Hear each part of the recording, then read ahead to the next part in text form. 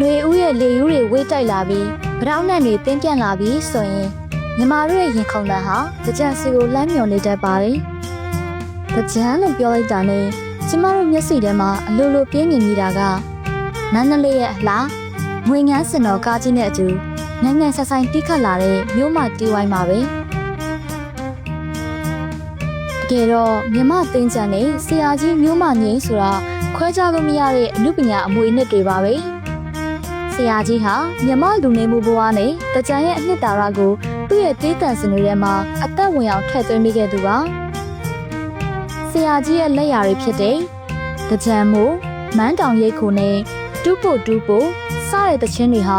ဆယ်စုနှစ်ပေါင်းများစွာကြာခဲ့ပေမဲ့အခုထက်ထိလက်ဆက်နေတော့မှာပဲ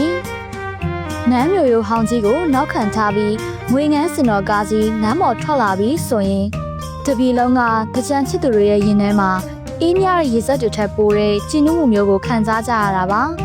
။မိုးလုံးရေပေါ်လုံးကြတဲ့ပျော်ရွှင်စရာမိသားစုတွေစီရေပြောင်းကင်ထားတဲ့ကလေးငယ်တွေရဲ့ရီမောတန်တွေနဲ့စီကို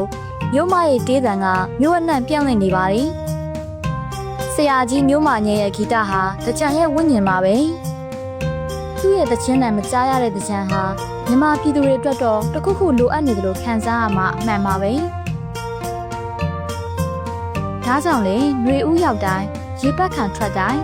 မြို့မငယ်ရဲ့ဂီတတန်စင်တွေကကျမတို့ရဲ့နှလုံးသားထဲမှာထာဝရရှင်တန်နေအောင်ပါပဲဖြစ်ပါတယ်ရှင်။